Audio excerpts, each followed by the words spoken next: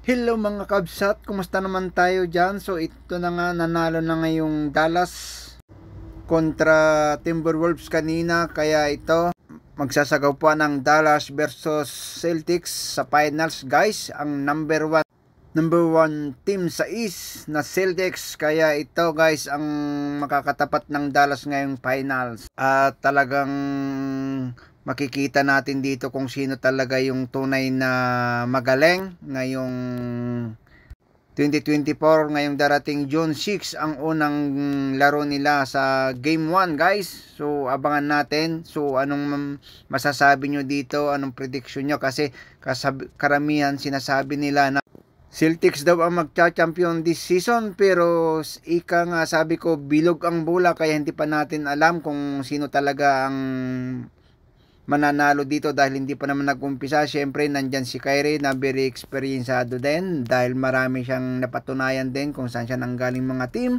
At syempre nandyan din si Luka na pambato rin nila.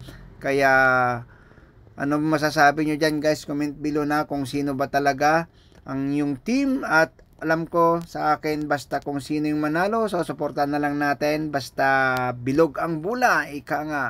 Kaya hindi pa natin alam kung matindi rin yung Dallas guys, di rin natin masasabi dahil marami silang mga rookie na magagaling.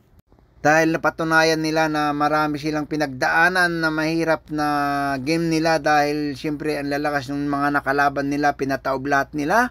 Kaya humanda-handa na ang Celtics dito dahil sigurado na pahirapan dito guys.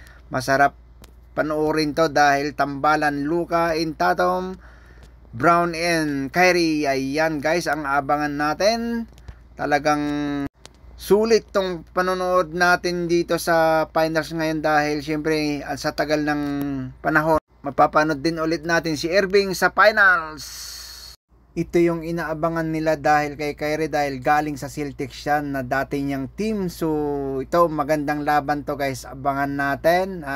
At alam naman natin kung anong pinagdaanan ni Kyrie dyan sa Celtics na team na yan. Kaya abangan natin sa Game 1.